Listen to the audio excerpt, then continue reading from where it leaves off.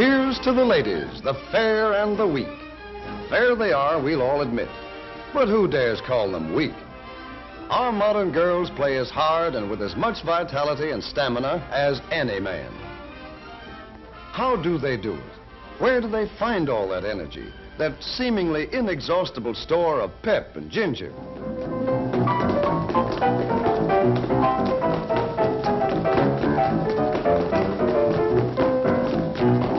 What is that whipcord resilience that lets the weaker sex play half the night, then bob up clear-eyed, ready for the next morning's work?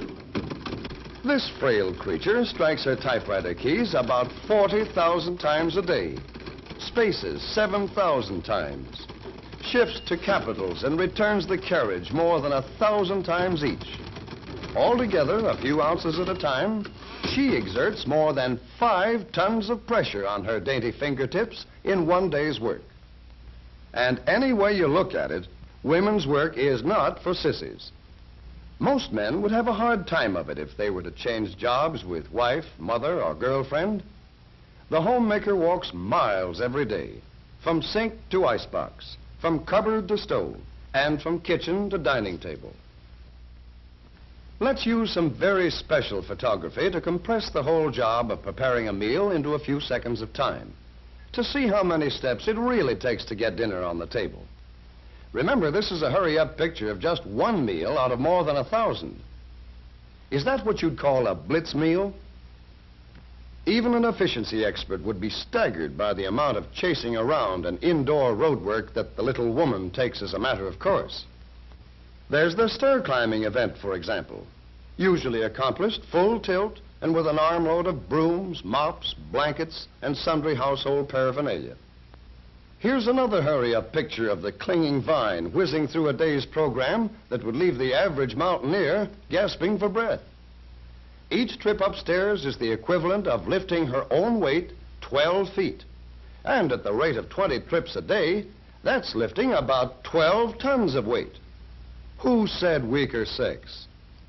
Ironing is another kind of work that's a lot of little jobs all rolled into one. Just to iron one of hubby's shirts, for instance, the iron may have to be lifted 20 or 30 times. And since a flat iron weighs about as much as a brick, a day's ironing actually uses just about as much muscle as bricklaying. Flattening a towel or wielding a trowel, even Steven. Had your iron today, lady? Because men are beginning to realize how much lifting and pushing the little woman has to do around the house, more and more muscle savers are being designed to make the little jobs easier.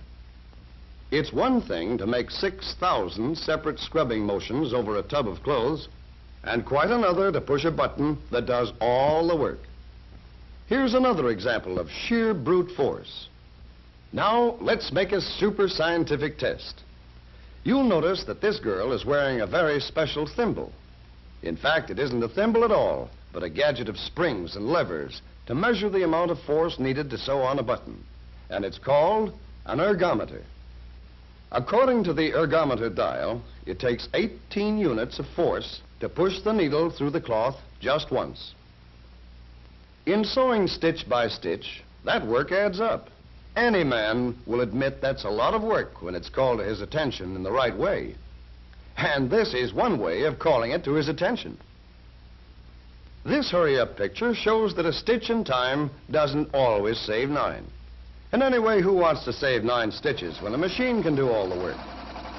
A sewing machine is really an amazing invention, especially when you stop to think that a man invented it. Yet it's simple when you know how it works. We'll slow this one down so that for the first time on a theater screen, we can all see exactly what goes on inside a sewing machine. Well, there's the needle with a little loop of thread running through the eye. That's the eye right there close to the point. The needle carries the thread down through the cloth. At the same time, underneath the cloth, another little loop of thread is being carried in a moving carriage called a shuttle. The shuttle moves past the needle. The loops of thread cross each other and form a smooth stitch. And so, that's the way a sewing machine takes the place of a lot of needless needle nudging and keeps everyone in stitches. Amazing. In the early days of motoring, no woman in her right mind would tackle the job of starting the engine because the job had to be done the hard way. Let George do it was the slogan, and ever since, men have bragged about being the better drivers.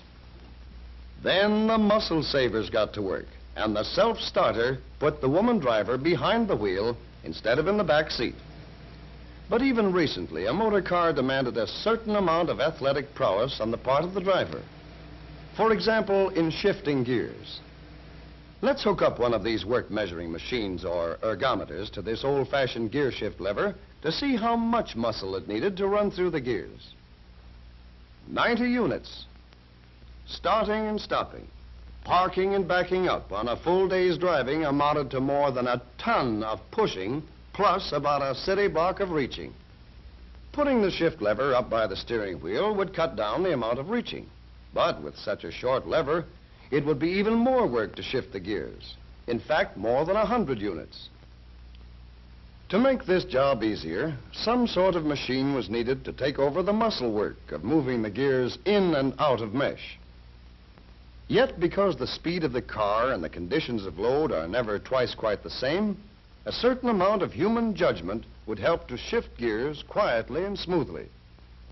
A muscle-saving engineer who went to work on this two-sided problem found that the vacuum produced inside the motor car engine could develop plenty of power to do the actual work. And by means of a super-sensitive control, the driver could still be the real gear-shifting boss.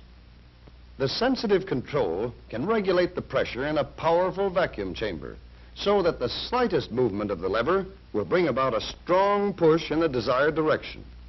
A push that can be controlled to follow the movement of the lever with infinite exactness.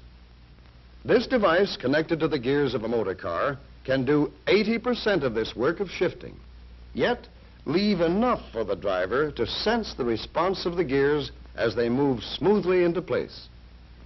Now let's use that ergometer gadget again to see how much undesirable exercise we've saved this member of the fair and so-called weaker sex.